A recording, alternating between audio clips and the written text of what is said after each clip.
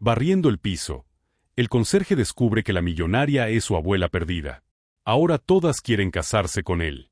La encontraron barriendo el pasillo del edificio a las 6:30 de la mañana, con falda de tweed, collar de perlas escondido bajo la bata de limpieza y una mirada capaz de silenciar cualquier mentira. Todos la veían como una señora excéntrica que limpiaba porque quería, no porque lo necesitara.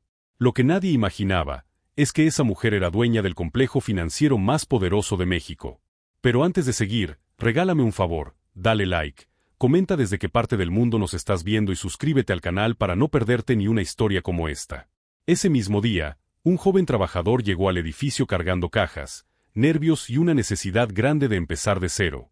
Sin pensarlo, al verla trapeando el piso, le dijo la palabra que cambiaría toda esta historia: abuelita. Nadie le prestó atención. Nadie menos ella. Porque esa palabra, que salió sin intención, tenía un peso que ni el destino había terminado de acomodar. Ese joven no lo sabía todavía, pero su pasado y el de ella estaban conectados por un hilo invisible hecho de ausencias, secretos y un reloj antiguo con grabados de otro tiempo. Ella, la millonaria que decidió limpiar pasillos para mantenerse humana, no solo era poderosa en los negocios, también lo era en ocultar heridas. Con carácter firme, mirada nostálgica y un corazón que raras veces dejaba hablar, había construido un imperio, pero jamás una familia a la cual volver sin miedo. Mientras tanto, él solo quería estabilidad, un lugar donde pertenecer, un trabajo digno y una señal de que tanto esfuerzo no era en vano.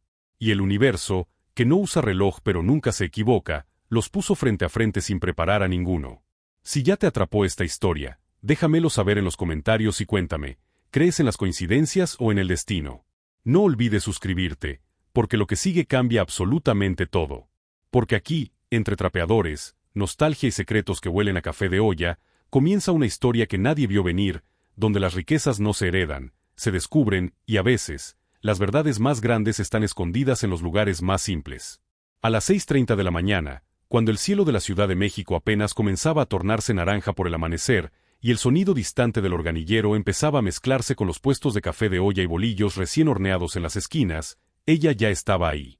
Escoba en mano, cabello recogido en un chongo perfectamente firme, falda de tweed y una bata de limpieza color beige que escondía perfectamente el lujo que cargaba desde la cuna. Nadie en el edificio sospechaba que la dueña absoluta del complejo financiero más influyente del país no solo caminaba todos los días por esos pasillos, sino que también los limpiaba. No lo hacía por necesidad, lo hacía por principio. Creía firmemente que quien no conoce el piso, no tiene derecho a dirigir la cima. Esa convicción la había convertido no solo en poderosa, sino en impenetrable. Su nombre no se pronunciaba con admiración, se pronunciaba con respeto. Una mujer de carácter sólido como mármol, con una intuición que podía detectar mentiras incluso antes de que salieran de la boca de alguien. Y aunque sus manos estaban llenas de anillos de oro fino y su cuenta bancaria podía mover la economía de estados completos, nadie la veía como millonaria. La veían como una señora extrañamente humilde que barría con más elegancia que muchas mujeres del edificio que solo utilizaban tacones finos para aparentar poder. Ese martes de primavera, el aire tenía el perfume del pan dulce de canela que vendía una señora justo afuera del edificio. Las jacarandas pintaban el suelo de morado, como si la ciudad hubiera decidido decorar el destino con flores. El sonido de los camiones, los claxon desesperados del tráfico temprano, y el murmullo de oficinistas recién despiertos, eran la sinfonía habitual de la capital. Ella barría el largo pasillo del complejo, ese que conectaba las oficinas de inversionistas con la entrada principal, el mismo pasillo que cientos de empresarios atravesaban sintiéndose gigantes, sin saber que quien limpiaba el piso debajo de sus zapatos era más poderosa que todos ellos juntos. No conocía el cansancio, conocía la disciplina. No conocía la frivolidad, conocía el valor. No hablaba en voz alta, pero su silencio imponía más que cualquier discurso. Esa mañana, mientras recogía algunas hojas que el viento de marzo había metido por la entrada, escuchó pasos jóvenes. Torpes, apresurados, nerviosos. No eran pasos de alguien acostumbrado a los pasillos alfombrados del poder. Eran pasos de tenis usados, de quien corre detrás de oportunidades antes de que la vida se las arrebate. El sonido se acercaba. Primero un tropezón leve. Luego, una caja que casi cae. Después, un suspiro claramente cargado de ansiedad. Alzó la vista un segundo, apenas lo suficiente para encontrar una figura masculina, joven, de mirada despierta, camisa sencilla, mochila al hombro y una montaña de cajas de cartón entre los brazos. Los bordes raspados de las cajas indicaban que ya habían sido usadas, probablemente rescatadas de alguna bodega o tiendita, porque quien empieza de cero no tiene el privilegio de pedir embalajes nuevos. Él no la miraba directamente, iba concentrado en no dejar caer su carga, cuando el destino decidió intervenir con su característica falta de sutileza. Una de las cajas se inclinó peligrosamente hacia adelante. Él intentó ajustar el equilibrio, pero en ese movimiento terminó tropezando con una esquina del zoclo del pasillo. No fue un tropiezo dramático, fue un tropiezo sincero, de esos que no gritan vergüenza, solo evidencian humanidad. Ella dio un paso al frente, casi por reflejo, extendiendo la mano para estabilizar una de las cajas antes de que tocara el suelo. Y entonces ocurrió la frase que no estaba ensayada, ni planeada, ni invitada a la conversación. Gracias, abuelita, se me iba a caer todo. 2 palabras. Abuelita. Como si su voz ya la reconociera sin haber sido presentada. Como si una memoria más profunda que la lógica hubiera hablado antes que la razón. Ella se detuvo. No externamente, porque su rostro rara vez traicionaba una emoción, pero se detuvo por dentro. Algo en esa palabra, dicha sin interés, sin adulación, sin cálculo, activó una campana que llevaba décadas sin sonar. Abuelita. No señora. No jefa. No licenciada. No doña con distancia. Abuelita, con confianza natural, con familiaridad inconsciente, con un tono que no pedía nada, pero reconocía algo. El joven por fin levantó la mirada. Ojos color café honesto. Cansancio sin derrota.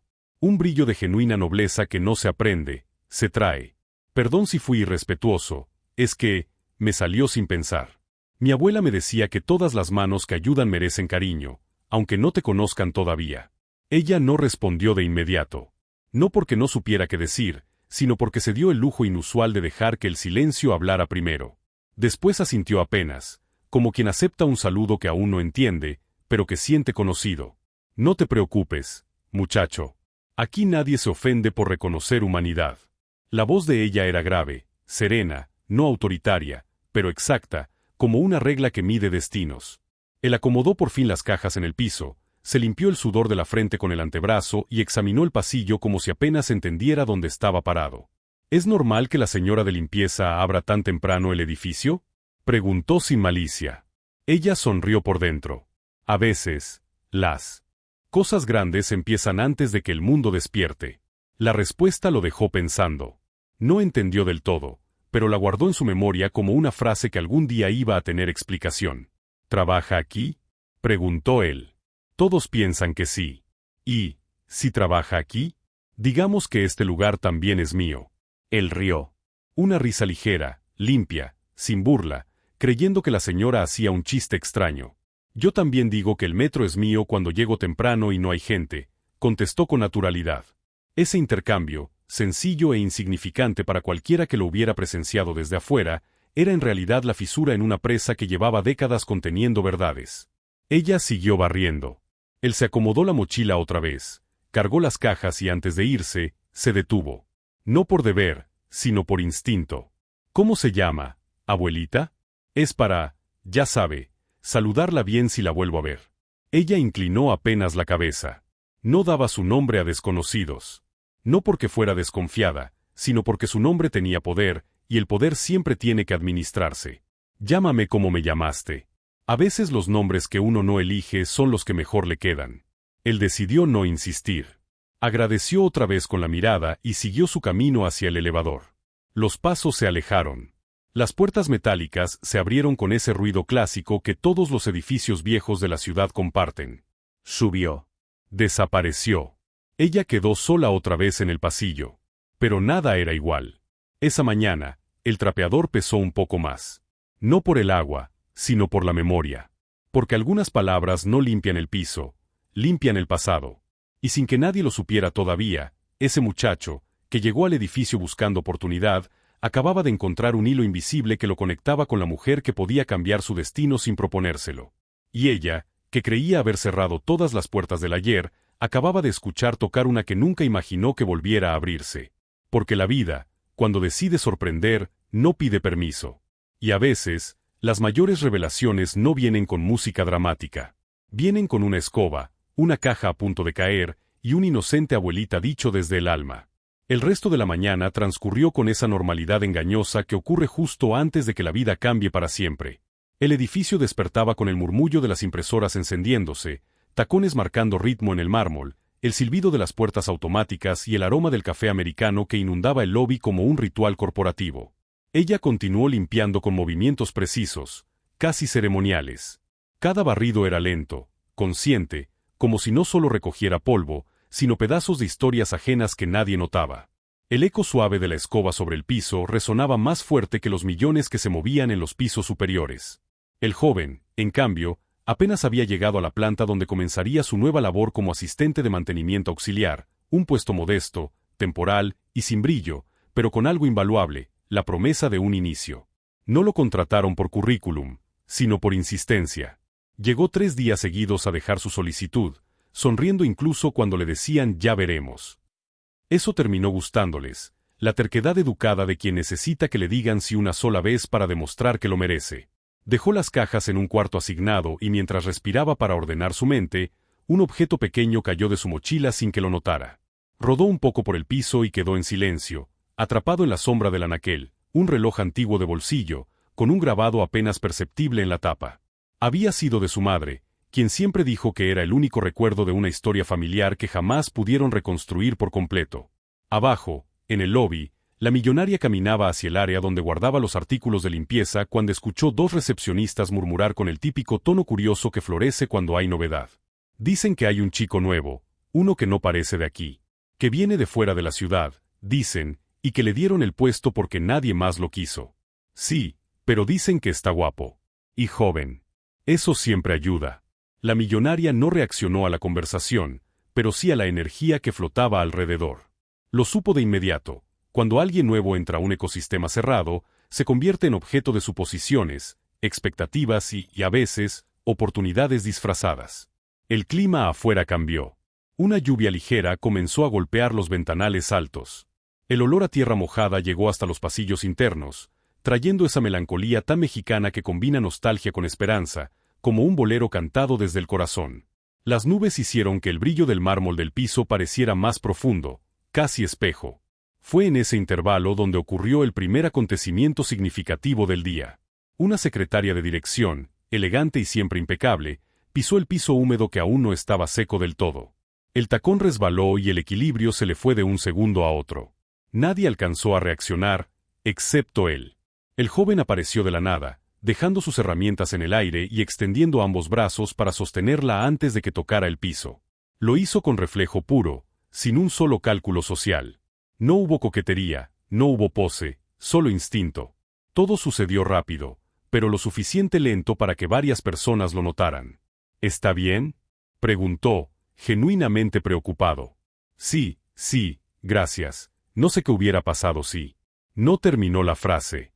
Porque a veces el agradecimiento se dice con la voz baja y el corazón ruidoso. Fue entonces cuando alguien más lo notó, la millonaria, que observaba desde el otro extremo del pasillo, no con vigilancia, sino con reconocimiento. El mismo gesto impulsivo que él acababa de tener, desinteresado, protector y natural, era el tipo de gesto que no se enseña, se hereda. La secretaria se recompuso, sonrió con vergüenza elegante y se alejó antes de que el momento tuviera tiempo de incomodarse. Pero el edificio ya había guardado el recuerdo. Ese tipo de acciones son como semillas. No hacen ruido cuando caen, pero cambian el paisaje. La tarde avanzó con un ritmo más activo. Llegaron proveedores, juntas, llamadas, clientes nerviosos, clientes arrogantes y clientes que fingían no serlo. El edificio era un microcosmos de México: lucha, contraste, clase, hambre de más, ganas de quedarse, miedo a no pertenecer. El joven pasaba de un pasillo a otro, arreglando pequeños detalles que nadie más quería hacer: ajustar una puerta que rechinaba, cargar cajas sin preguntar si era su obligación, limpiar una mancha rebelde en el vidrio del 8º piso. El trabajo no era glamuroso, pero su actitud hacía que pareciera relevante.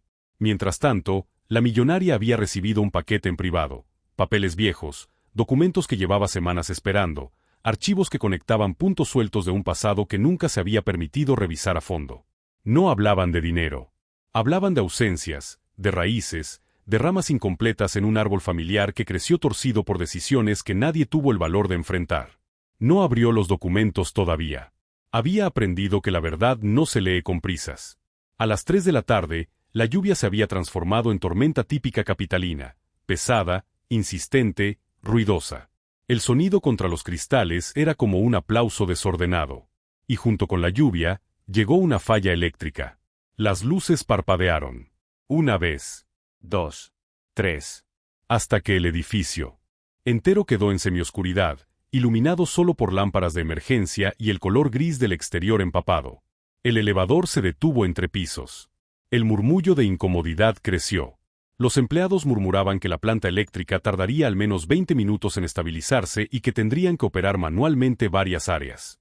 Los nervios aparecieron como salen las goteras, poco a poco, pero inevitables. Fue ahí cuando él volvió a reaccionar sin esperar instrucciones. ¿Dónde está el tablero principal?, preguntó a quien quisiera responder. 3 pisos abajo, pero está inundándose el pasillo técnico. Es peligroso, le dijeron. Más peligroso es no hacer nada, respondió. La millonaria escuchó la frase desde el otro lado. No levantó la voz, pero caminó hacia el compaso firme, sin taconear el piso, porque no necesitaba anunciar autoridad cuando ya la portaba. Te acompaño, dijo ella. Nadie discutió. No porque la reconocieran como dueña del lugar, sino porque algo en su presencia hacía que las órdenes parecieran cooperación voluntaria. Bajaron juntos por la escalera de servicio. El aire olía a humedad, a cables tibios, a concreto mojado. Los escalones metálicos producían un sonido grave, casi dramático, pero ninguno de los dos hablaba. A veces el silencio es la conversación más sincera. El pasillo técnico estaba, como habían dicho, con agua acumulada. No profunda, pero suficiente para exigir cuidado. Él avanzó primero, arremangándose la camisa sin pensarlo. Ella lo siguió con una calma que contrastaba con la tensión del momento. ¿No le da miedo?, preguntó él, casi sin girarse. Hace mucho aprendí que el miedo sirve más cuando avisa que cuando paraliza, respondió. No era una frase motivacional. Era experiencia comprimida. Llegaron al tablero. Él se arrodilló, revisó los fusibles, los conectores, el punto crítico que había cedido ante la tormenta eléctrica. No era ingeniero, pero había trabajado con su padre arreglando lo que se podía rescatar. Y en México, más que reparar cosas, a veces se aprende a improvisar soluciones que funcionan como milagros cotidianos. Ella no interrumpió. Observó. No con desconfianza, sino con ese ojo que evalúa el alma antes que la habilidad. Cuando él encontró el fallo, murmuró algo para sí mismo que ella no alcanzó a escuchar, pero no fue necesario oírlo para entenderlo. Determinación. ¿Tienes cinta de aislamiento?, preguntó él. La tengo, respondió ella, sacando del bolsillo una pequeña navaja multiusos con herramientas diminutas, usada, pulida, claramente personal, claramente antigua. No lo sabía, pero ese objeto sería el primero de muchos puentes simbólicos entre ellos. El arreglo no fue perfecto, no fue técnico, no fue elegante, pero fue suficiente. A veces la vida se salva con suficiencia, no con perfección. La luz volvió primero como un suspiro, luego como un respiro completo. El edificio recuperó la voz. Computadoras, murmullos, máquinas, puertas, todo regresando a su tono habitual. La tormenta seguía afuera, pero adentro, algo más importante acababa de conectarse. Gracias, dijo él, sinceramente, por la herramienta. Cuando necesites arreglar algo real, vas a necesitar más que herramientas, muchacho. ¿Qué cosa? Carácter. Él sonrió. Y ella, sin notarlo por completo, también. Subieron de vuelta. Cada quien volvió a su ruta. Pero ninguno de los dos era el mismo que bajó. Porque sin nombrarlo, sin declararlo, sin preverlo, ese día no arreglaron un tablero eléctrico. Conectaron un destino. Y a veces, la familia no empieza con un abrazo, empieza con luz. El primer día después del hallazgo del documento antiguo, el ambiente en la mansión no fue tranquilo. La millonaria no durmió casi nada. La revelación había desordenado su rutina milimétrica, la de una mujer de carácter duro como el cacao amargo, astuta como negociante del centro histórico y con una visión tan aguda como el filo de una hoja de nopal recién cortada.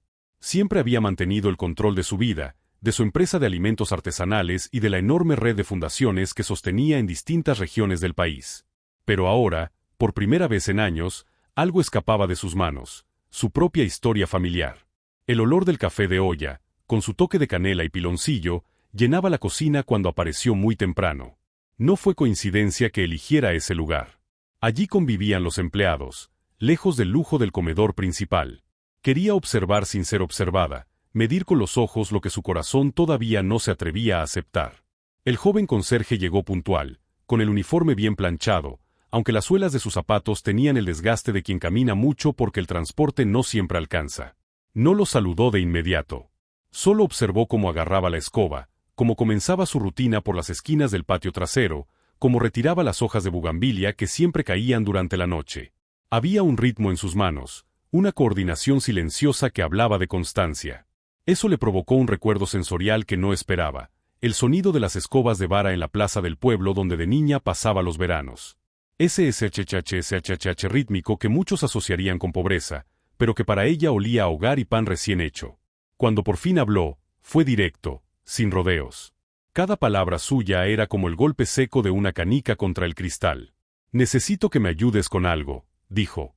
Él no se sorprendió. Siempre esperaba órdenes. Pero había algo distinto en el tono. No era autoridad. Era búsqueda. No era fácil para una mujer que construyó imperios pedir ayuda. Mucho menos a un empleado. Pero lo hizo. «Necesito que me cuentes de tu familia», le dijo. Él vaciló lo justo. No por desconfianza sino por pudor. La vida personal no se contaba en casas ajenas. Pero también había un respeto extraño, una vibra que no era jerarquía, era destino. Le contó que creció en un barrio cerca de la Merced, criado entre mercados y puestos de fruta.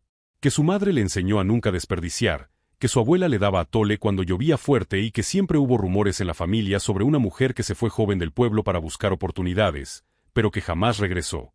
Nadie sabía su nombre completo. Solo que tenía carácter fuerte y ojos que parecían guardar tormentas. La información fue un golpe silencioso. La millonaria no se quebró. Ella nunca se quebraba. Pero se hizo un hueco dentro de ella, una grieta pequeña, parecida a las que se forman en los muros viejos de las iglesias en temporada de calor. Ese mismo día, convocó a un investigador privado. No para espiar al joven, sino para reconstruir la línea familiar que jamás se había explicado. El profesional era un hombre serio, de bigote bien cuidado, que escribía todo en una libreta color café. Ella le habló sin adornos. «Necesito verdad. No suposiciones. No historias bonitas. Hechos». Mientras tanto, las consecuencias sociales comenzaron a aparecer sin pedir permiso. En la colonia que rodeaba la mansión, los rumores corrían más rápido que los vendedores de bolillo cuando anuncian la ruta nueva. El conserje ya no era visto como el muchacho que barría el patio. Ahora era el posible heredero. El nieto encontrado. El puente hacia una fortuna insondable. Y como la luz en temporada de luciérnagas, esa noticia atrajo miradas. Sobre todo, miradas femeninas. Las hijas de las familias vecinas comenzaron a mostrar coincidencias exageradas. La que jamás iba al gimnasio pasaba a correr justo frente a la reja. La que odiaba las plantas empezó a pedir consejos de jardinería. La que jamás saludaba ahora decía buenos días con una sonrisa que parecía promocional. El joven notó el cambio, pero no le dio importancia. Su motivación no era el dinero. Era algo mucho menos ruidoso, el deseo de pertenecer. A veces, cuando el sol pegaba en el piso de cantera y levantaba ese aroma tibio de piedra antigua, recordaba que nunca había tenido un lugar fijo que sintiera suyo. Él no buscaba una abuela rica. Buscaba raíz. La millonaria, en cambio, tuvo que enfrentar un golpe distinto. En la junta directiva de su empresa, donde se hablaba de inversiones, exportaciones y tratados, alguien preguntó con tono disfrazado de broma si el nuevo heredero ya tenía oficina propia. Fue la primera vez que su autoridad fue puesta a prueba por algo emocional y no financiero. Y eso dolió más que cualquier crisis económica. No permitió la burla. Pero tampoco pudo evitar la duda. Porque aceptarlo significaba vulnerabilidad, y ella había construido su nombre sobre la fortaleza. Los días siguientes fueron una mezcla de investigación silenciosa y ruido social. El investigador encontró registros parroquiales, actas antiguas, nombres incompletos, y una línea de parentesco que no podía ignorarse. No era una coincidencia fabricada. La vida había hecho un trazo perfecto años antes de que ambos se encontraran frente a una escoba y un patio lleno de bugambilias. Pero justo cuando comenzaba a aceptar la verdad, llegó la primera gran tensión social. Las asociaciones benéficas que ella apoyaba, especialmente las de pueblos originarios, comenzaron a cuestionar si cambiaría sus prioridades si aparecía un heredero. Activistas, mujeres líderes comunitarias, artesanas que tejían destinos con hilo de colores, Todos tenían una expectativa y un miedo compartido, que la mujer fuerte que defendía su causa se transformara en una millonaria distraída por dramas familiares. Eso detonó el primer gran obstáculo real para ella, porque no podía elegir entre su legado público o su verdad privada. Tenía que sostener ambos sin que ninguno se rompa. En el mercado de Coyoacán, mientras intentaba despejar su mente comprando cacao amargo y vainilla de Papantla, ocurrió el primer encuentro directo entre ella y las expectativas populares. Una mujer que vendía artesanías, la reconoció, no como la empresaria, sino como la señora que ayudó a que su cooperativa creciera. Le tomó la mano sin miedo a la jerarquía empresarial. No deje que el dinero la aleje de la gente que la sigue porque la siente de verdad, le dijo. Ese momento no llevaba música, pero tenía sonido propio. El de las aves del mercado, el del molinillo girando chocolate a lo lejos, el del silencio interior que hace reverberar verdades. En la mansión, el joven conserje, ajeno a esa crisis emocional de magnates y juntas corporativas, enfrentaba una batalla distinta, la accidental popularidad. Lo invitaban a comer mole, le ofrecían pozole, querían tomarse fotos con él como si el simple hecho de barrer frente a la casa correcta lo convirtiera en leyenda local. Pero cada intento de acercamiento tenía una intención transparente. Noviazgo. Oportunidad. Trampolín. Él no caía en eso. Su abuela le enseñó a distinguir interés de cariño con la misma precisión con la que se escoge un aguacate, no por bonito, sino por firme, por aroma, por verdad. La millonaria observaba ese fenómeno con ambivalencia. Por un lado, le incomodaba que lo vieran como boleto de lotería. Por otro, le provocaba un raro alivio descubrir que, aunque el mundo quería treparse a la posibilidad del oro, él no estaba subiendo a ninguna escalera que no fuera la de su dignidad. Un detalle mínimo la conmovió más de lo que admitiría. Una tarde, él reparó con cinta y pegamento una banca del jardín que no exigía reparación inmediata. Lo hizo con calma, porque no quería que se malgastara dinero en algo que podía sostenerse con trabajo manual. Ese gesto sencillo la atravesó como reconocimiento ancestral. El tiempo avanzaba. La verdad se acercaba. La tensión externa crecía. El silencio interno pesaba. Y aunque ninguno de los dos lo decía, ambos entendían que ya no eran desconocidos cruzando un pasillo. Eran dos historias a punto de chocar con fuerza, como el sonido seco del molcajete cuando tritura chile, piedra contra piedra hasta convertirse en esencia. Palabra por palabra, día por día, la historia ya no era sobre barrer pisos ni sobre cuentas bancarias. Era sobre identidad, pertenencia, orgullo, vulnerabilidad y el vértigo de encontrar familia cuando uno ya no esperaba encontrar nada. Y la vida, siempre dramática, nunca anuncia cuando empieza a cambiarlo todo. Los días siguientes trajeron un silencio denso en la mansión, de esos que no se escuchan, pero se sienten en la piel como cuando el aire anuncia tormenta. La millonaria no decía en voz alta lo que pensaba, pero todo su cuerpo lo gritaba. Su caminar era más lento, sus pausas más largas, su mirada un poco más lejos, como si el pensamiento se le hubiera escapado a otro tiempo. La gente que trabajaba para ella la respetaba, pero ahora también empezaba a observarla, a sentir que detrás de ese traje impecable, de esa postura erguida, algo estaba desplazándose adentro. La verdad se estaba acercando, y eso dolía antes de confirmarse. El investigador privado no tardó en traer más avances. Traía papeles, fotografías antiguas, fechas, registros bautismales manchados por el paso del tiempo, firmas incompletas, guiños del destino escritos con tinta desvanecida. La millonaria leyó todo con el rigor de quien revisa un contrato empresarial, pero la diferencia era que esta vez no estaba negociando productos, estaba negociando su pasado. Mientras tanto, el joven conserje seguía cumpliendo su rutina, ajeno al huracán silencioso que lo rodeaba. Llegaba temprano, barría el patio, arreglaba las macetas, acomodaba herramientas, regaba las plantas al ritmo de las mañanas mexicanas que siempre huelen a pan dulce recién hecho y polvo de madrugada. Pero aunque era el mismo, algo en él había cambiado desde el día del documento encontrado. Ya no era inocencia exactamente. Era presencia. Su existencia ahora tenía peso. No porque lo supiera todo, sino porque el mundo a su alrededor había decidido cargarlo de significado. Una mañana, mientras acomodaba los costales de tierra para las nuevas plantas del jardín, una camioneta lujosa se detuvo frente a la reja. Bajaron dos mujeres vestidas como quien no quiere calor ni polvo, con lentes enormes y carteras que parecían declaraciones públicas de éxito. No trabajaban en la casa. No eran familia. Eran curiosidad envuelta en perfume. Preguntaron por él. No por la millonaria, no por la empresa. Preguntaron por el conserje. La conversación fue respetuosa en apariencia, interesada en intención.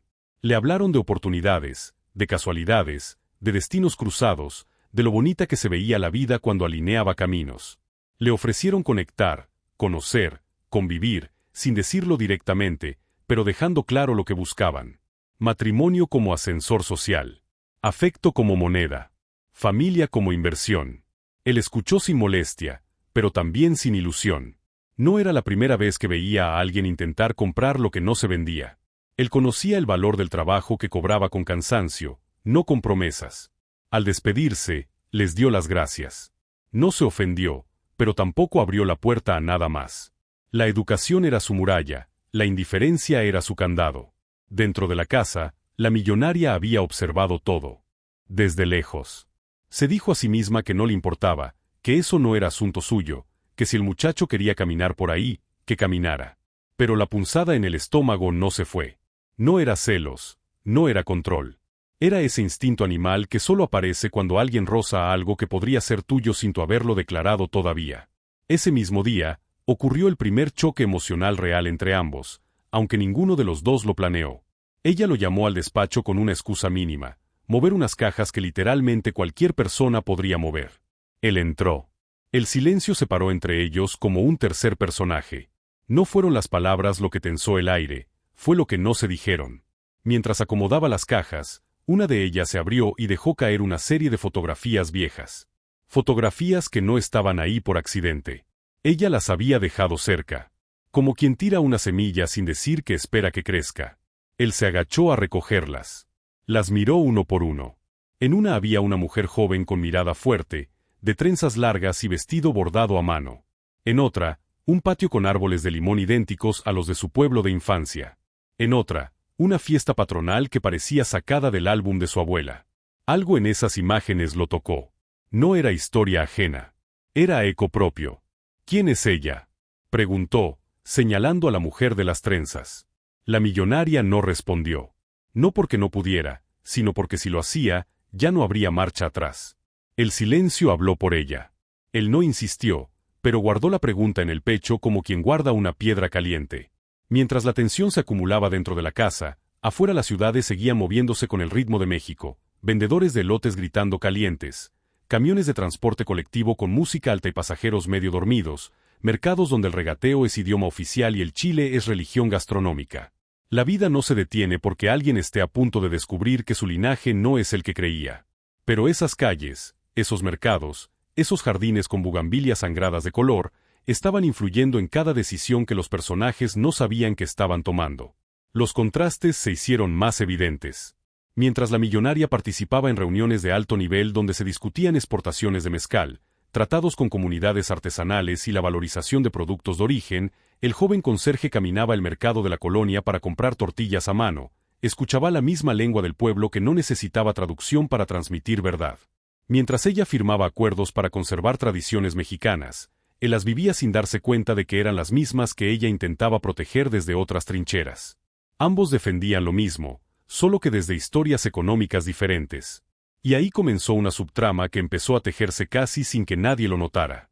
Una de las asociaciones que la millonaria apoyaba, enfocada en apoyar a mujeres artesanas de pueblos originarios, estaba por perder una gran oportunidad de exposición nacional. La persona encargada del proyecto no había entregado los documentos a tiempo, y la financiación estaba tambaleando. La millonaria intentó mover contactos, pero el obstáculo no era económico, era de credibilidad. Las instituciones no querían más discursos, querían evidencia humana, historias, conexión real. Mientras esa crisis estallaba en las oficinas, el joven conserje, en su día de descanso, había ido a visitar a su antigua vecina, una señora que tejía rebozos artesanales. Ella estaba desanimada porque sentía que el trabajo manual ya no era valorado, que las nuevas generaciones querían pantallas, no telares. Él, sin darse cuenta de la magnitud, filmó con su celular el proceso del tejido, las manos moviéndose, la madera crujiendo, el sonido de los hilos tensándose como si fueran cuerdas de guitarra, la voz pausada de la artesana contando cómo aprendió de su madre, y su madre de su abuela. No lo subió a internet, porque él no buscaba viralidad. Solo lo guardó. Días después, el destino, con su humor dramático, los conectó. La millonaria habló frente a autoridades para salvar el proyecto, pero faltaba una chispa real. Algo que no sonara a junta corporativa. Algo que oliera a tortilla caliente y tierra mojada. Recordó el video por casualidad. No sabía por qué. Solo lo recordó. Le pidió el celular. Él dudó por pudor, no por negarse. Al ver el video, ella no solo sintió emoción, sintió estrategia. Eso era lo que necesitaban. Eso era México sin filtros. Eso era tradición sin discurso. Usaron ese testimonio sin decir nombres, sin invadir privacidad, solo la esencia. Y funcionó.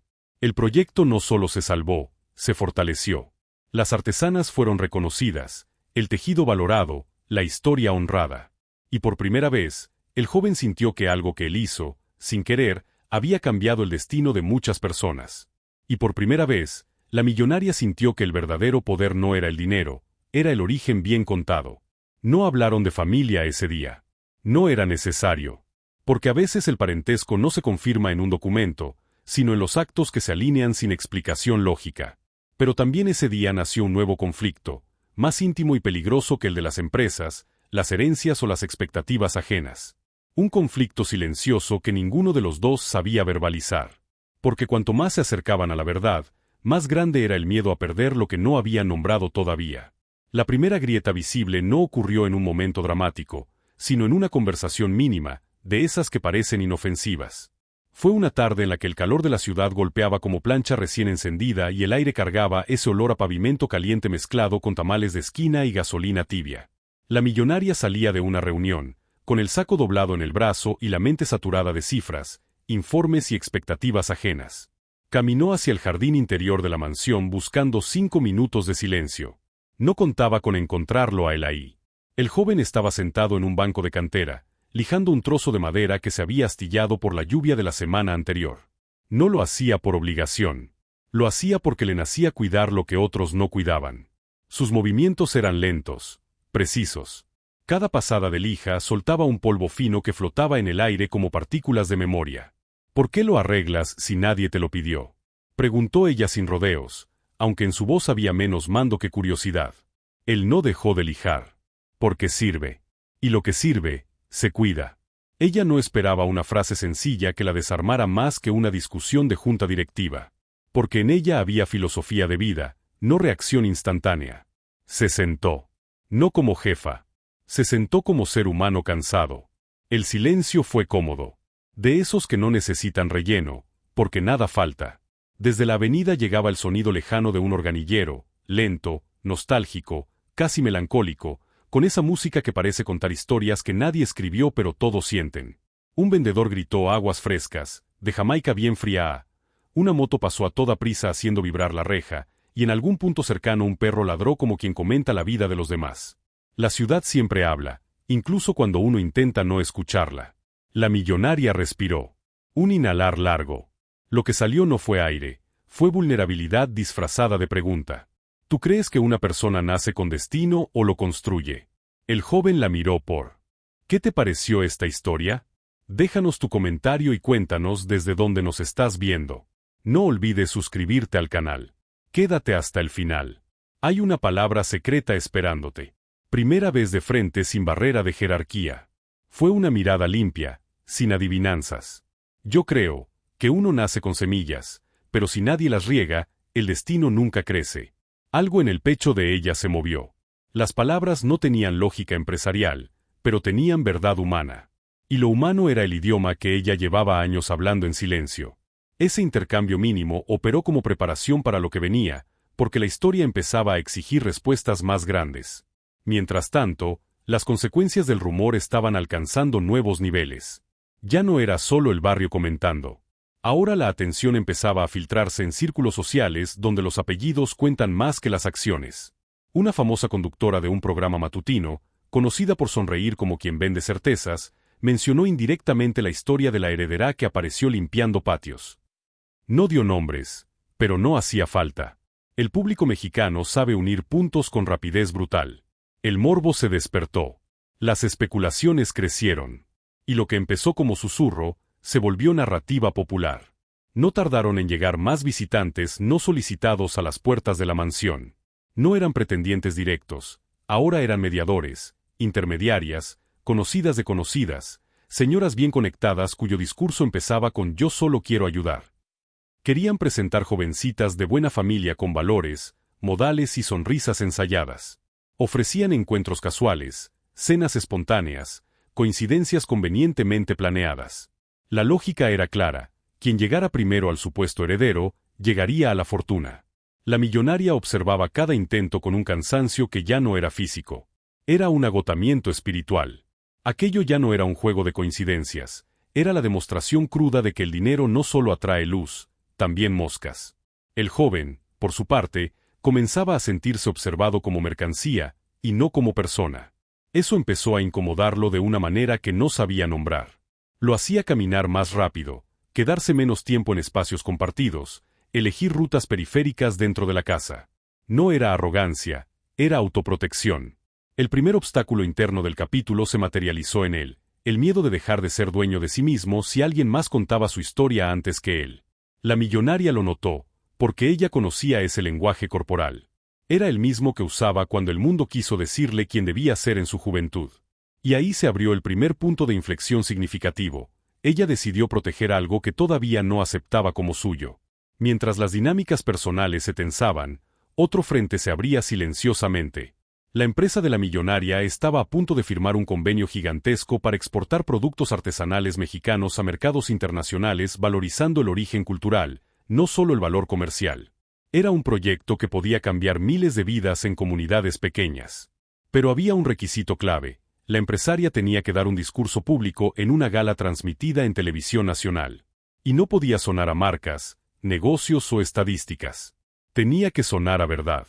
El problema era que ella llevaba semanas sin poder hablar desde la verdad, porque la verdad más grande le estaba quemando la lengua sin poder nombrarla. Practicó el discurso frente al espejo. Falló. Sonó fría.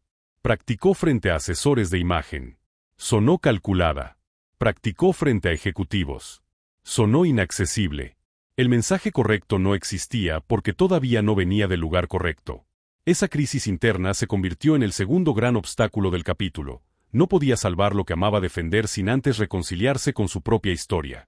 El consultor de comunicación, un hombre que parecía sacado de revista de negocios, le dijo una frase que la dejó en silencio: la gente no compra discursos, compra humanidad. Pero ella no sabía dónde guardaba la suya. Esa noche no durmió. Salió al jardín con una taza de té de toronjil que le ardió en la lengua pero le calmó la mente.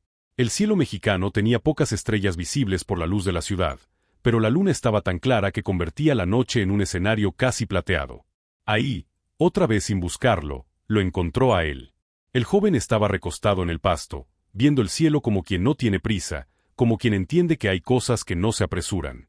No hablaron del parentesco. No hablaron de herencias. No hablaron de rumores. Solo hablaron del cielo, de por qué antes se veían más estrellas, de si la luna siempre estuvo tan cerca o si uno la mira menos cuando crece. Fue una conversación simple, casi infantil. Y justamente por eso, real. En esa charla, ella recordó que cuando era niña, su abuela le decía que las estrellas eran huequitos por donde el universo se asomaba para ver quién todavía creía en magia. No supo por qué lo contó, pero lo hizo. Y el joven respondió con una historia que a su vez le contaba su propia abuela, que las personas importantes no son las más ricas, sino las que dejan huellas donde pisaron. Fue la primera vez que ambos mencionaron a sus abuelas en la misma conversación, sin darse cuenta de que hablaban de la misma raíz, sin nombrarla. Ese diálogo sembró algo invisible, pero profundamente irreversible. Días después, llegó a la mansión una invitación oficial dorada con letras elegantes, anunciando la gran gala empresarial. Aquella donde la millonaria tenía que dar el discurso que definía el futuro de cientos de proyectos sociales. Lo grave no era la presentación. Lo grave era que los rumores ya habían crecido tanto que los medios esperaban verla acompañada del heredero misterioso. El público no solo quería escucharla. Querían la escena. El relato. El personaje secundario convertido en símbolo. El evento dejó de ser corporativo. Se convirtió en narrativo. Eso desencadenó el tercer gran obstáculo del capítulo. Llevarlo podría interpretarse como confirmación. No llevarlo podría verse como rechazo. Cualquier decisión era pólvora.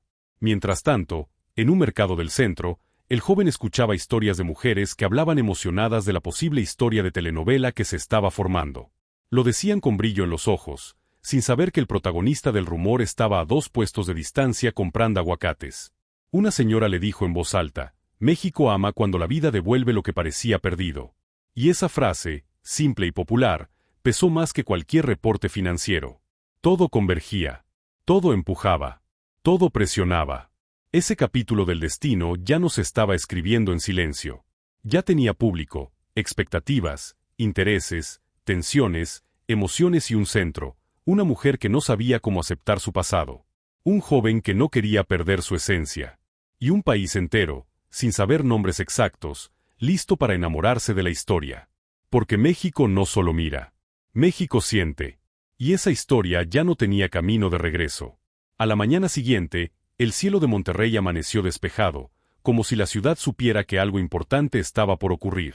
La mansión de los Alarcón, antes silenciosa, comenzaba a cobrar vida desde temprano. Las empleadas que conocían a Marcos de vista ya lo miraban distinto, no como al joven con el carrito de limpieza que recorría los pasillos a medianoche, sino como a alguien que podría cambiarlo todo.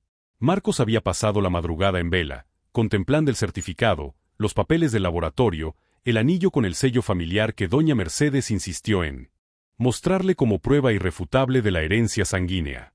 Las palabras todavía le zumbaban en la cabeza: el nieto perdido, el heredero legítimo, el único descendiente directo con vida. Sin embargo, lo que más le quitaba el sueño no era el poder, ni el dinero, ni la idea de que ahora pertenecía a una de las familias más influyentes del norte del país.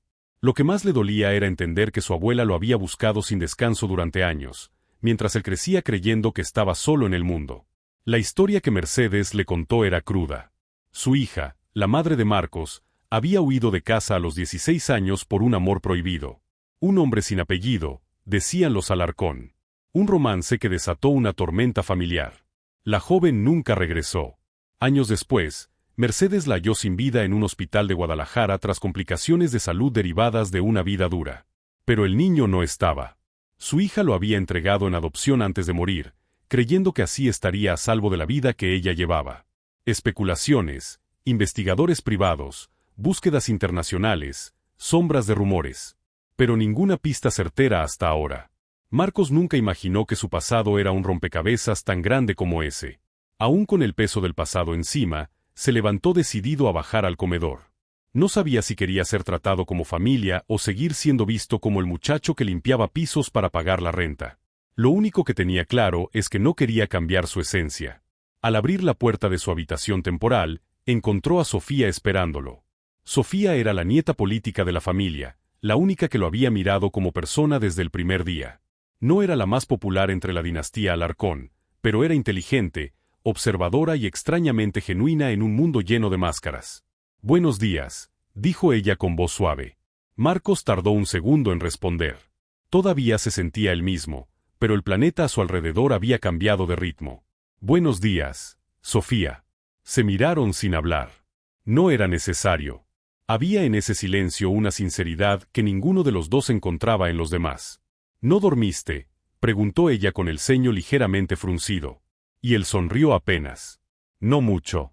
Tenía que acomodar las ideas». Ella asintió, y comenzaron a caminar juntos por el largo pasillo decorado con cuadros de antiguos Alarcón, miradas severas impregnadas de historia, poder y ambición. «Antes de que crucemos esa puerta», dijo Sofía deteniéndose justo antes del salón principal, «quiero decirte algo. No todos aquí se alegraron con lo que pasó ayer». Marcos se encogió de hombros. No esperaba que lo hicieran. Ella negó con la cabeza.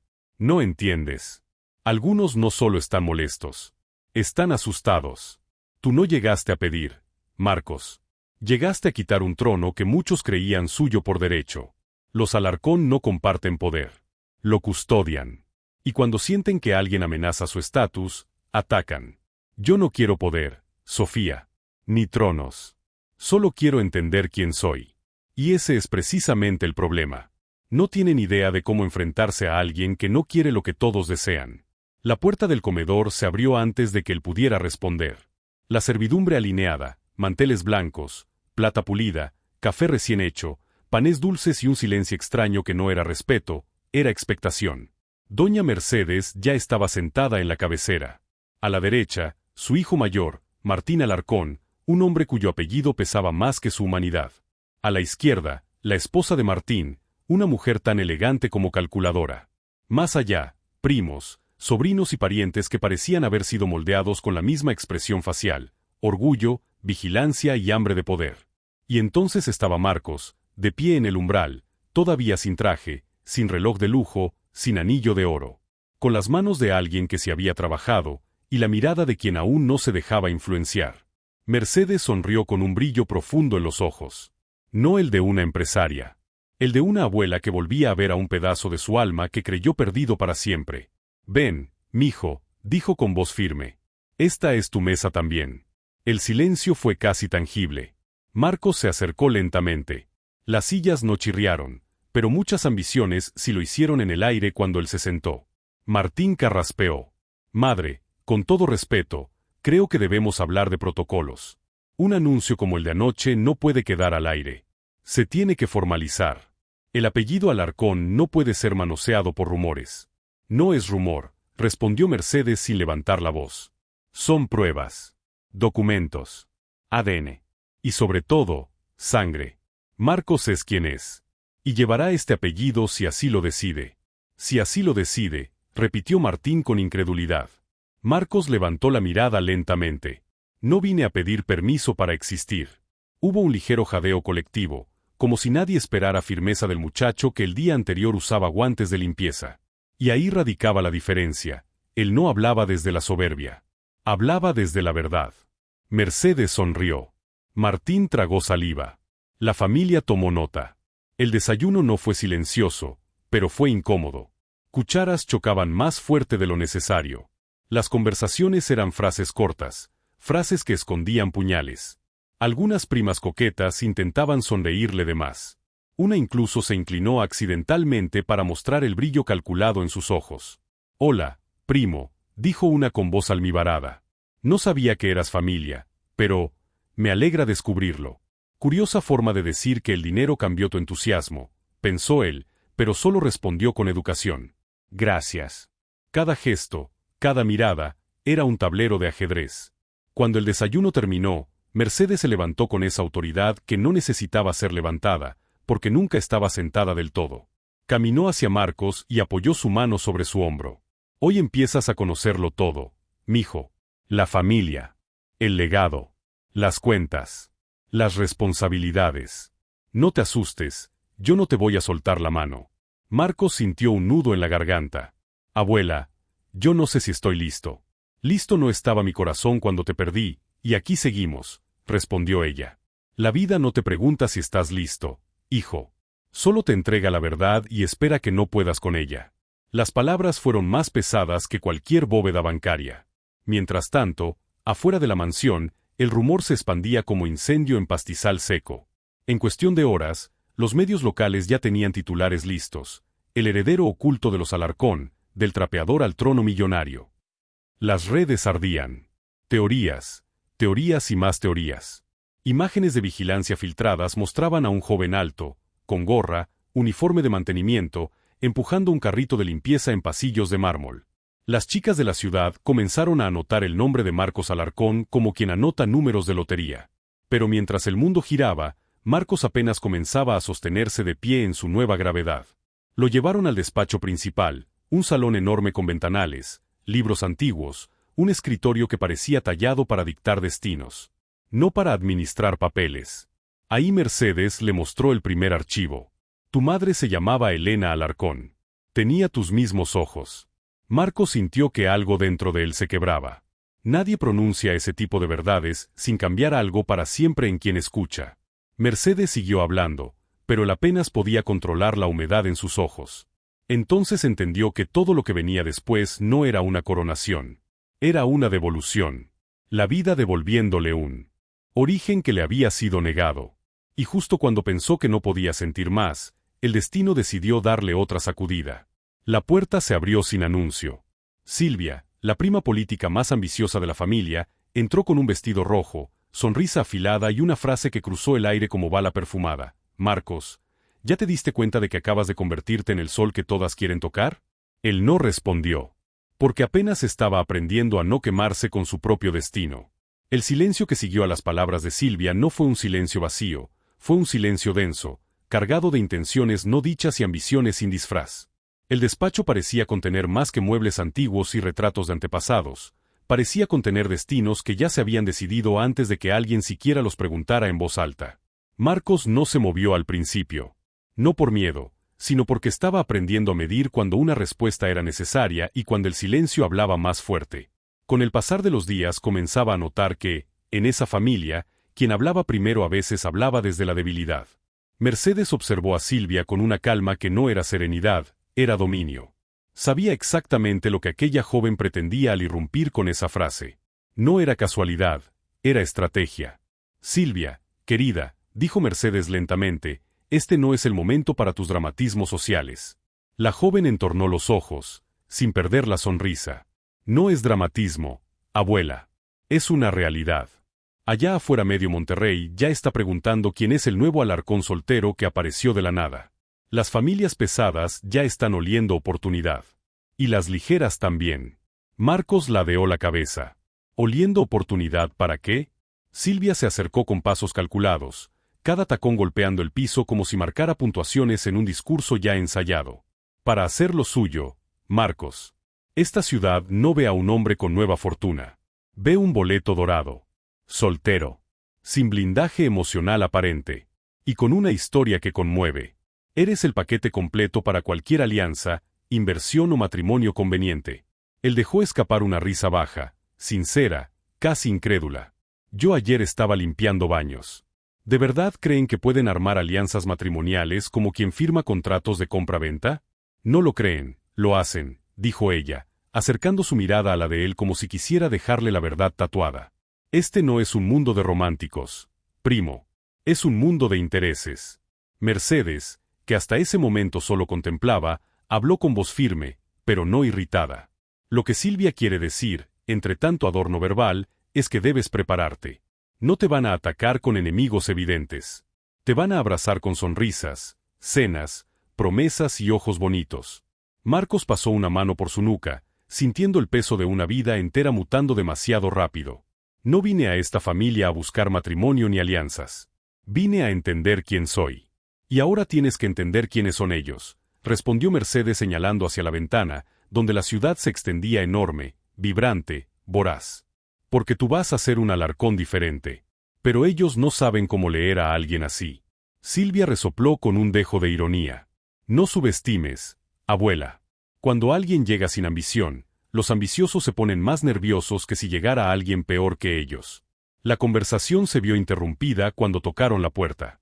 No el toque tímido de una empleada, sino el toque firme de quien entra a disputar tableros. Era Martín. Vestía un traje impecablemente cortado, como si la tela hubiera sido instruida para obedecerlo. Sus ojos se posaron primero en Marcos, evaluando, midiendo, quizás intentando detectar alguna fisura que pudiera usar después. Madre, dijo sin rodeos, la junta familiar extraordinaria debe llevarse a cabo hoy. El apellido ya está en boca de todos. No podemos permitir que el rumor controle la narrativa. Junta, repitió Marcos. Sí, mijo, confirmó Mercedes. Es la reunión donde se decide cómo se maneja información sensible cuando afecta a la familia. Solo que esta vez, el tema eres tú. Marcos cruzó los brazos lentamente, no como defensa, sino como ancla. Me gustaría asistir. Martín alzó levemente una ceja. De hecho, no es opcional. La reunión no se hizo esperar. La familia Alarcón tenía un salón destinado específicamente para esas ocasiones. Lo llamaban la Mesa de los Nombres. Una sala circular sin cabecera, porque ahí no se reconocía liderazgo, se disputaba dominio. El que más controlaba el aire, ganaba. Al llegar, ya estaban varios miembros sentados. Tías envueltas en refinamiento quirúrgico, primos con sonrisas practicadas como discursos de campaña, hombres que hablaban poco, pero ocupaban espacio solo por existir. Todos vistiendo tonos sobrios, elegantes, caros. Solo Marcos llegó con ropa común, camisa lisa, sin pretensión.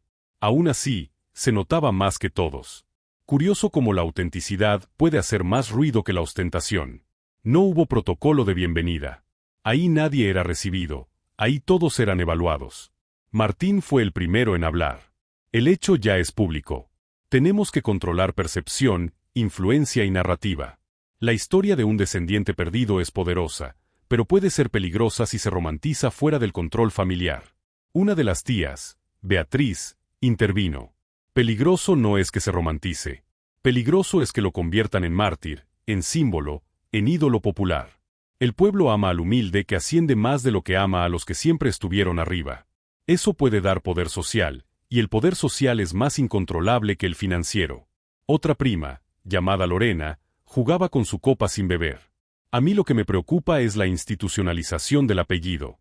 Puede heredar porcentaje accionario, posiciones, influencia, y no sabemos dónde está su lealtad, su preparación y su disciplina social. Marcos dejó que terminaran. No se levantó. No habló encima de nadie. Pero cuando abrió la boca, todos voltearon, como si el silencio anterior solo hubiera sido la introducción para escucharlo a él. Mi lealtad, dijo con voz tranquila, no tiene que ver con acciones, ni con estatus, ni con porcentajes. Tiene que ver con no traicionar lo único que no me pudieron quitar en los años que no tuve nada. Mi conciencia. Algunos soltaron una risa breve. Otros lo miraron como quien mira una rareza fascinante. Martín golpeó suavemente la mesa con los dedos. Eso no es una respuesta ejecutiva. Nunca dije que quisiera ser ejecutivo, respondió Marcos. No quiero su mundo. Pero si ahora también es mi origen, voy a aprender a caminarlo sin perder los pies. Beatriz murmuró. Idealista. No, tía, corrigió él sin ironía, simplemente no fui diseñado por la misma fábrica que ustedes. Mercedes observaba sin intervenir. Sabía que ese era su primer juicio real.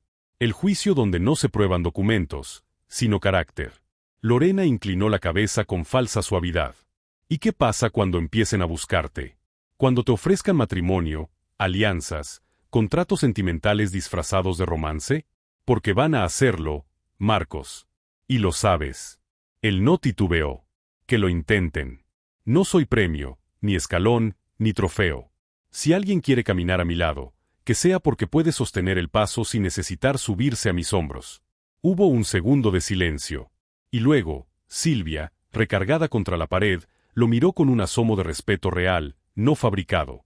Interesante, susurró. Mercedes finalmente habló. Entonces está decidido. No esconderemos a Marcos. No lo convertiremos en rumor. Lo presentaremos oficialmente. No como sorpresa, sino como herencia recuperada. Martín frunció el ceño. ¿Y el blindaje mediático? No blindaremos al hombre, dijo Mercedes. Blindaremos la verdad.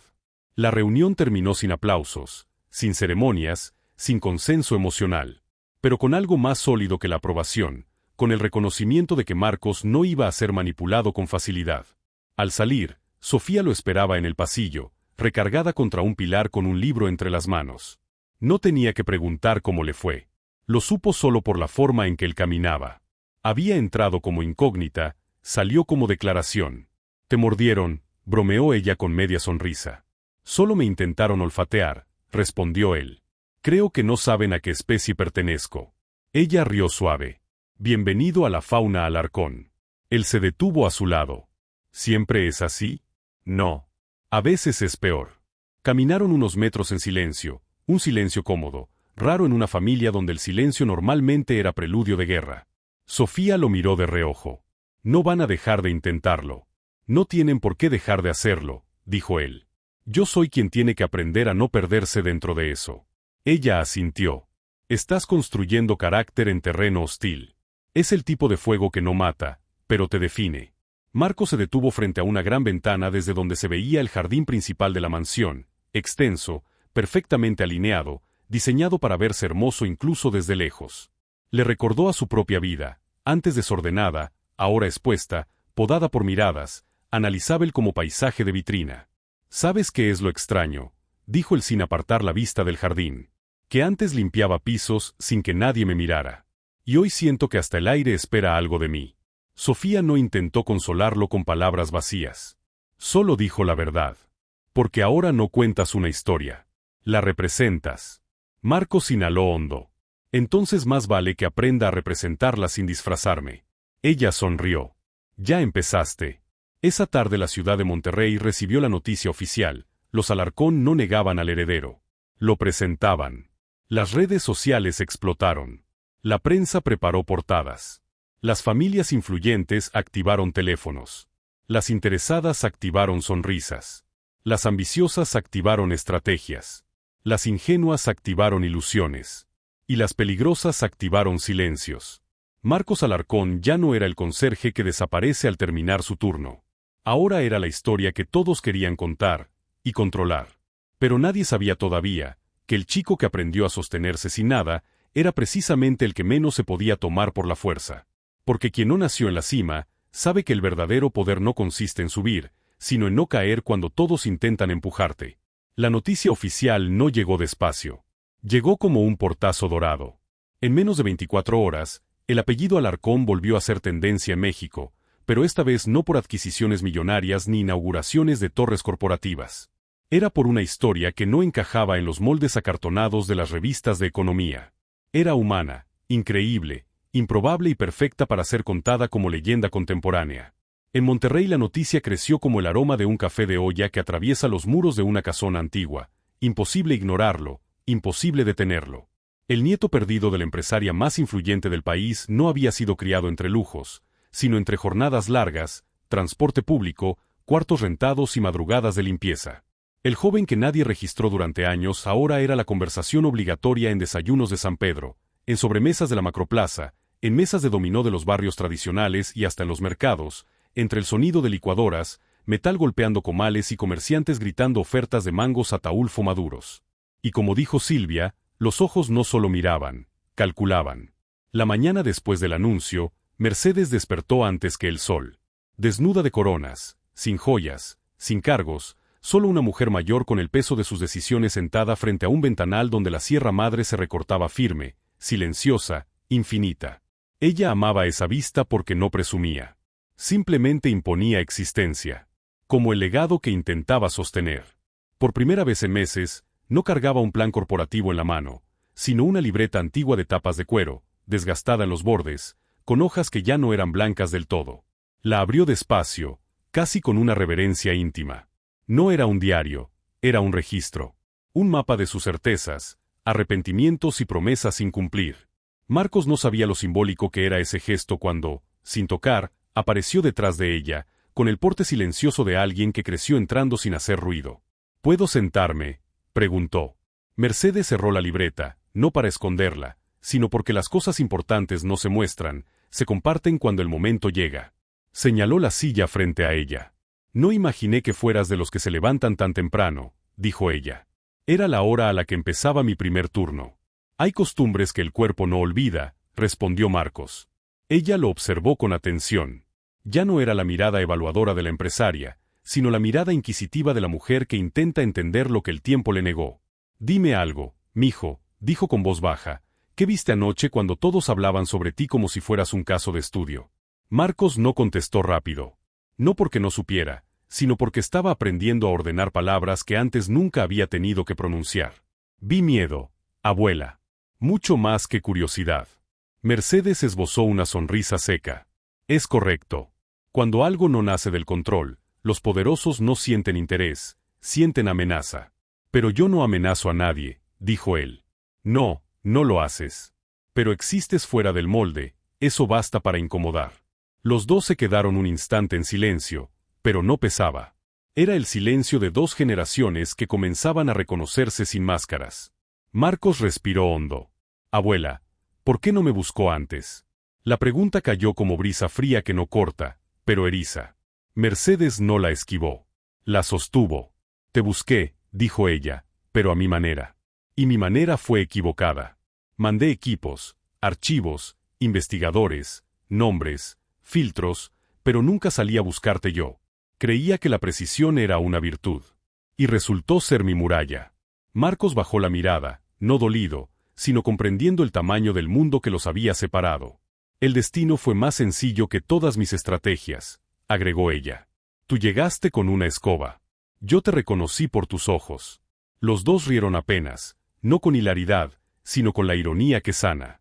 La conversación se interrumpió cuando una asistente personal asomó apenas la cabeza, lo suficiente para indicar que algo no podía esperar.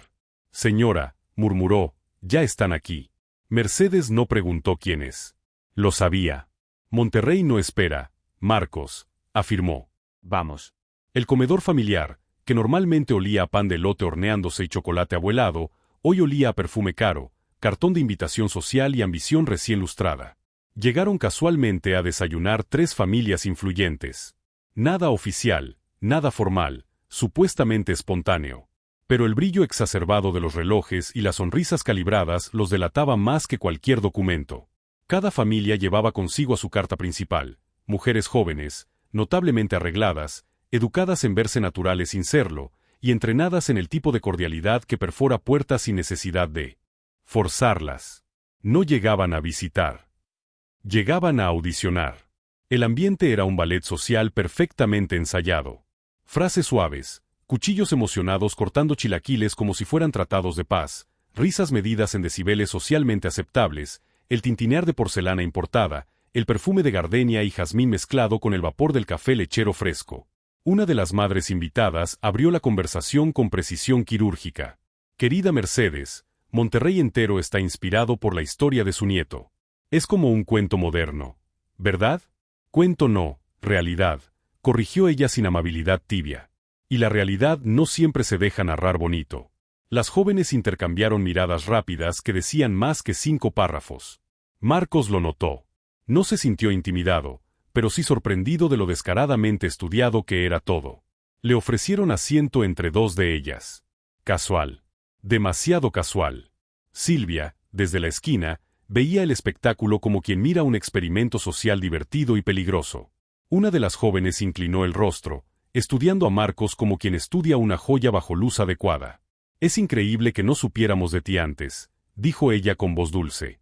Marcos cortó su chilaquil sin prisa. No era necesario que lo supieran. Otra intervino, apoyando el mentón sobre la mano.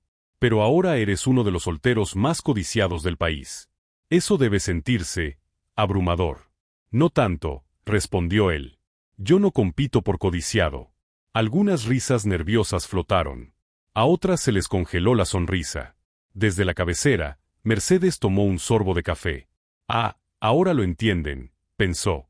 La conversación intentó girar hacia viajes, intereses, conexiones, coincidencias de vida.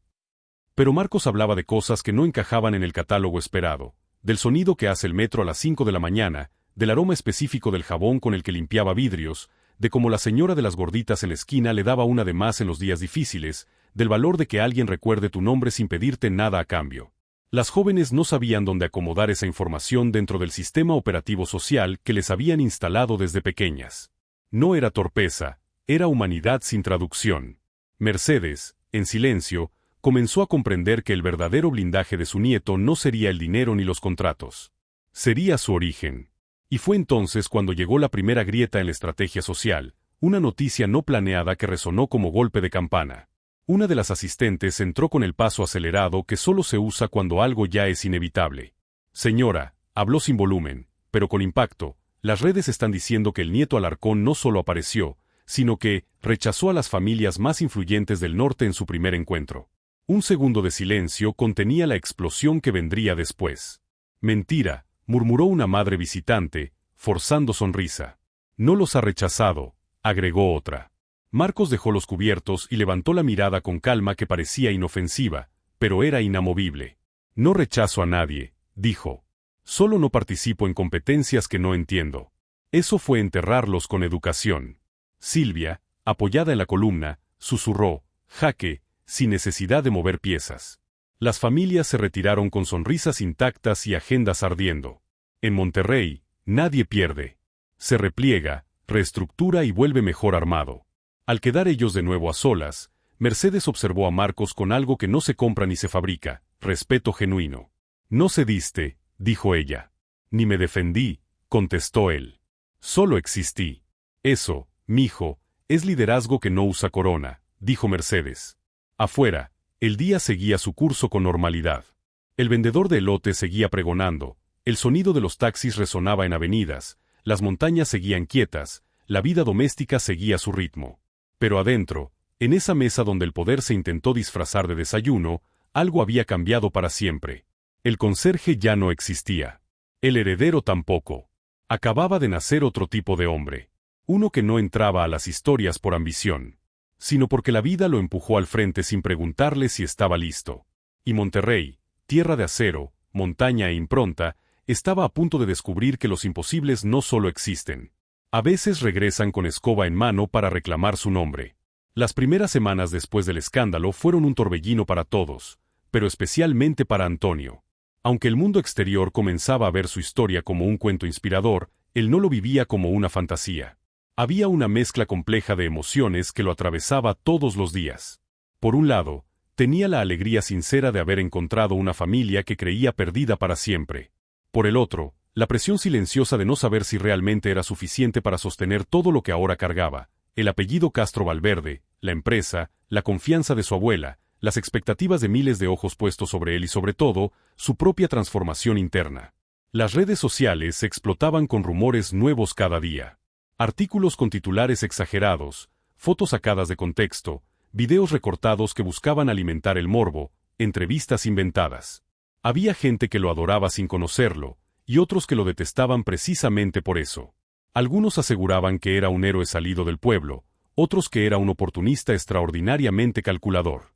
Y aunque Antonio siempre trataba de mantenerse al margen del ruido, la verdad era que escuchaba todo, aunque fingiera no prestar atención.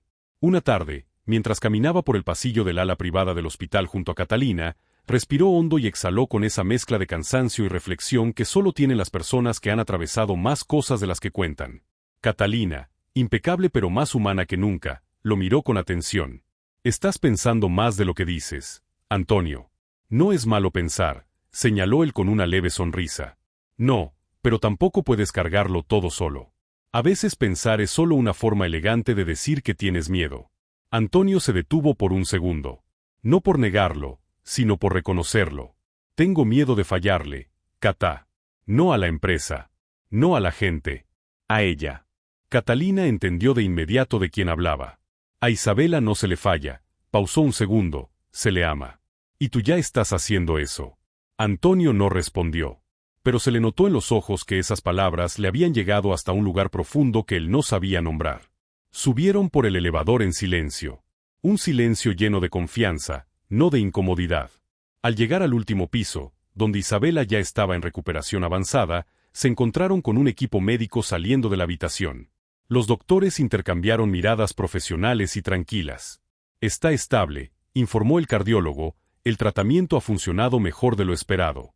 Hoy habló más que ayer». «Eso es bueno». Antonio sintió que algo dentro de él se aflojaba, como si un nudo invisible se desatara al fin. «Gracias, doctor», dijo casi en un murmullo lleno de gratitud. Entró con paso lento, como quien no quiere hacer ruido al entrar en un santuario.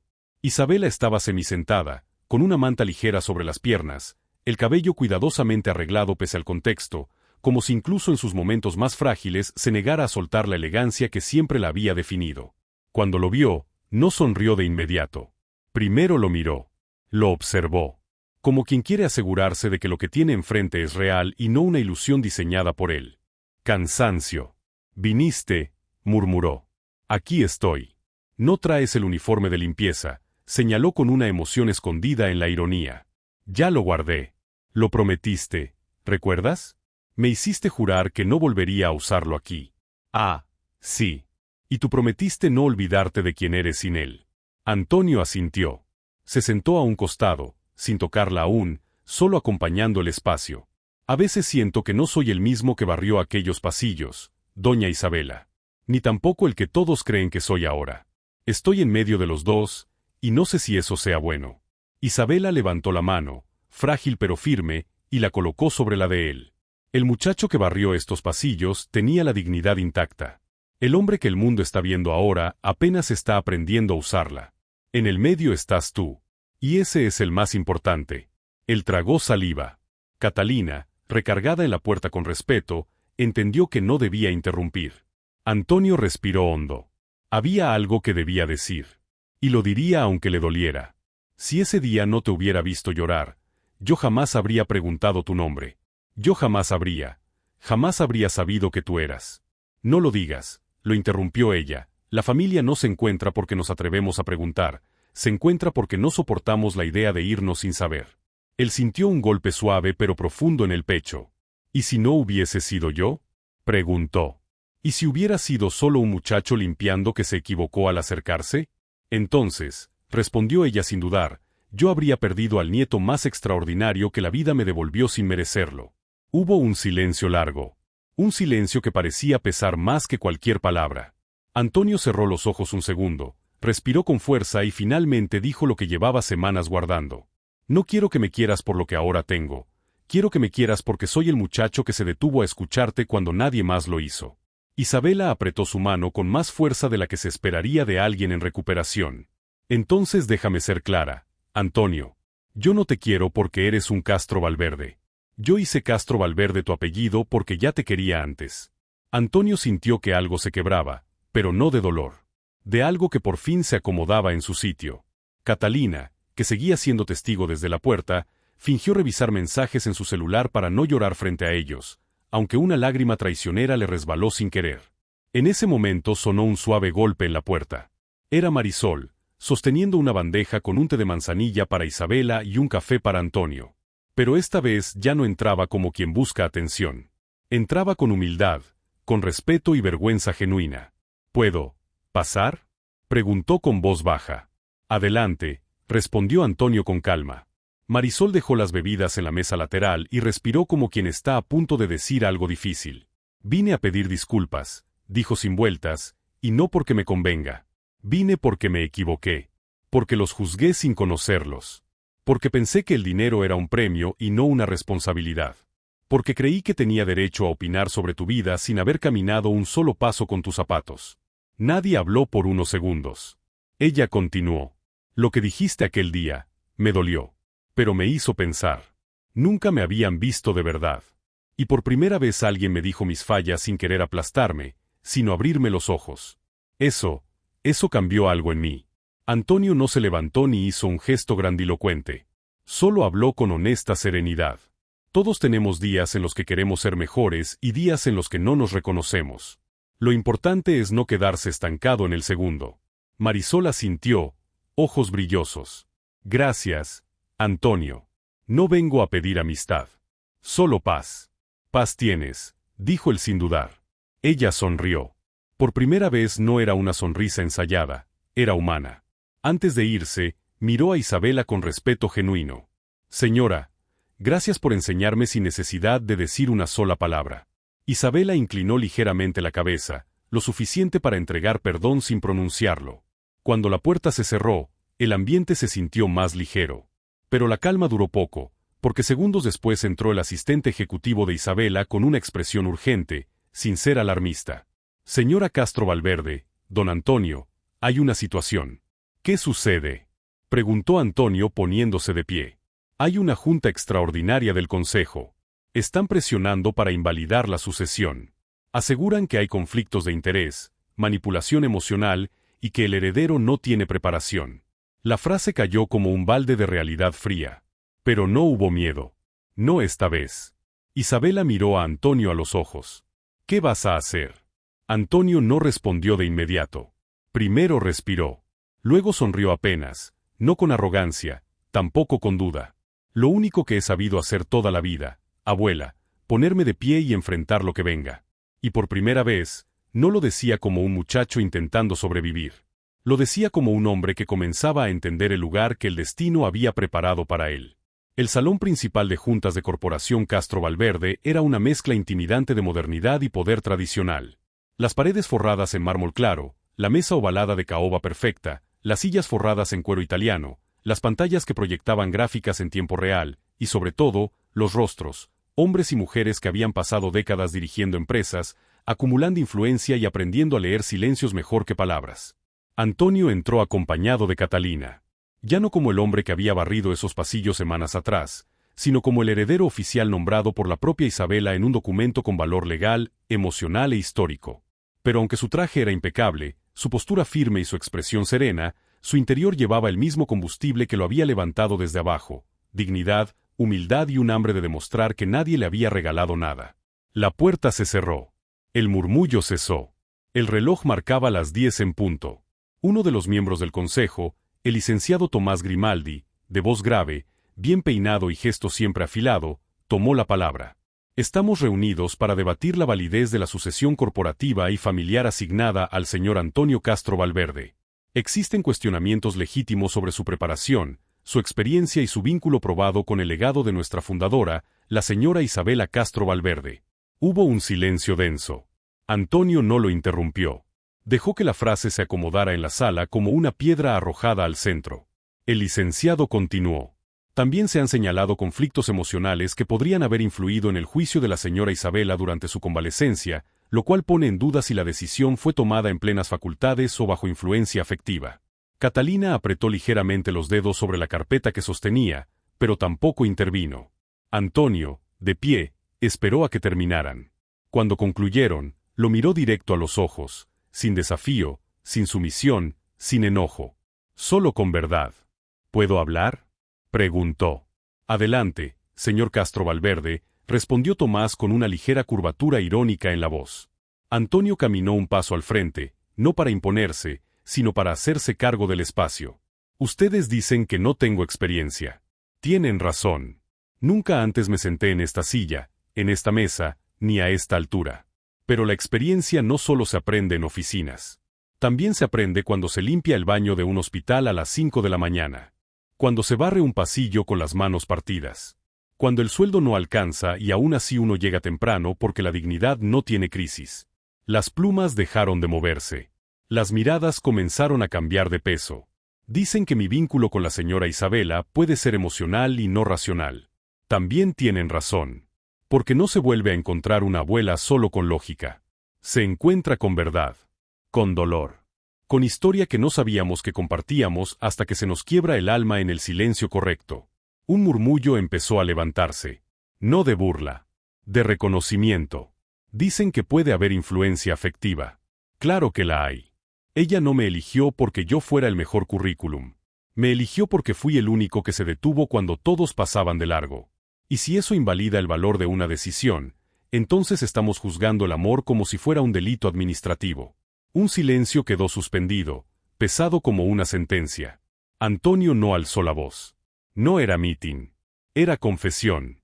Yo no vengo a reemplazar lo que ustedes construyeron. Vengo a aprenderlo. No vine a borrar lo que existe. Vine a evitar que se pierda lo que de verdad importa, y eso no está en las hojas de balance. Está en las personas que cargan con el nombre que esta empresa lleva. Tomás inhaló por la nariz. No respondió. Aún no tenía cómo. Antonio continuó, sin prisa. Tal vez yo no conozca todas las estrategias corporativas, pero ustedes no conocen el peso que tiene levantarse sin privilegios. No saben lo que es ser invisible hasta que alguien decide mirarte.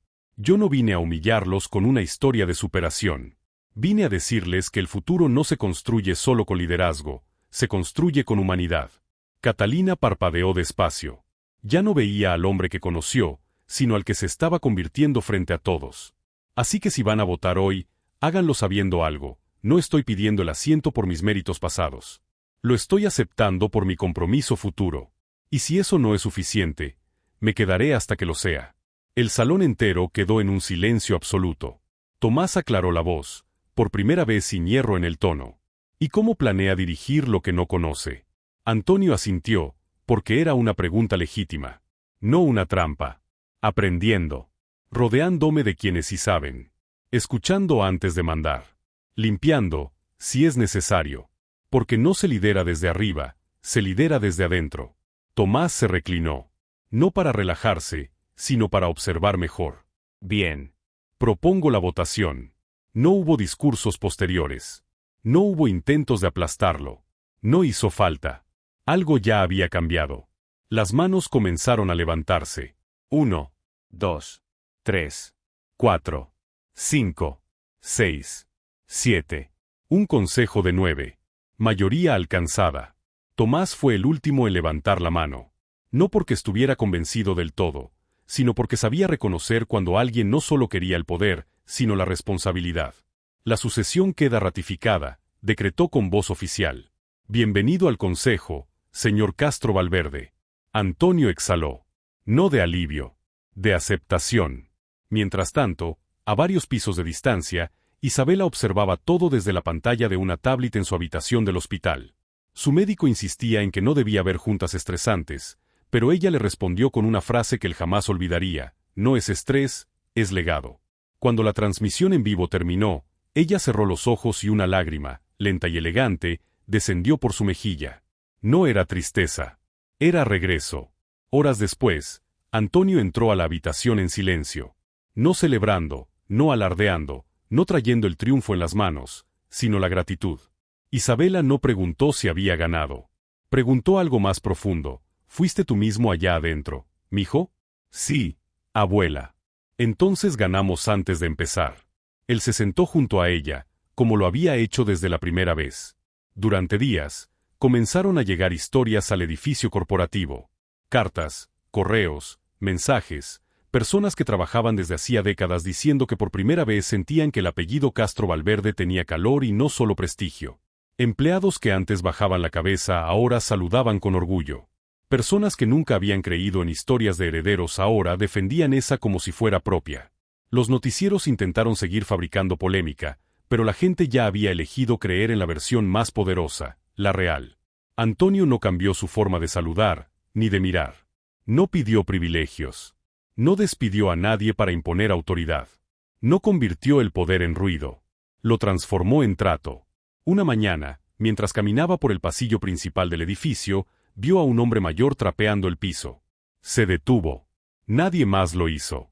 ¿Todo bien, don?, preguntó. El hombre levantó la vista, sorprendido de que el heredero le hablara. Sí, joven, digo, señor Antonio. Aquí, dándole. ¿Me presta el trapeador un segundo? El señor abrió los ojos como si le hubieran pedido la llave del edificio. ¿Disculpe? Antonio sonrió. Solo un segundo. El hombre se lo entregó, confundido. Antonio trapeó una pequeña sección. No por espectáculo. No había cámaras. No había aplausos. Solo verdad. Se lo devolvió. Nunca olvide que este es un trabajo digno, le dijo. El señor tragó saliva. Gracias por decirlo. No, gracias por hacerlo. Ese momento no salió en redes. No fue nota. No se viralizó. Pero alguien lo vio. Alguien siempre mira. Meses después, Isabela salió finalmente del hospital. No en silla de ruedas. Caminando despacio, pero con la fuerza intacta de quien no se fue nunca del todo. Afuera, empleados, vecinos, médicos, amigos y desconocidos que habían seguido la historia, se reunieron sin ser convocados. Nadie lo preparó. Nadie lo organizó. Simplemente sucedió. Cuando ella salió tomada del brazo de Antonio, se escuchó un aplauso profundo, largo, honesto. No el aplauso que se le da al dinero. El que se le da a la vida cuando decide sanar. Antonio no lloró. No porque no sintiera, sino porque estaba demasiado ocupado sosteniendo el momento. Isabela apretó su brazo y dijo lo último que nadie esperaba, pero todos necesitaban oír: yo no le heredé mi empresa, él me heredó el corazón. Los aplausos no aumentaron.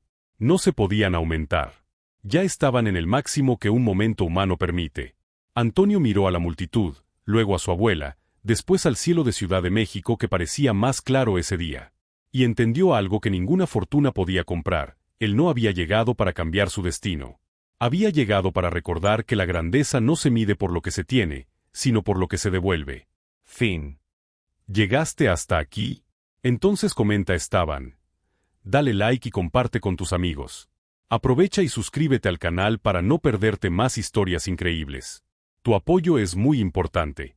Hasta la próxima historia.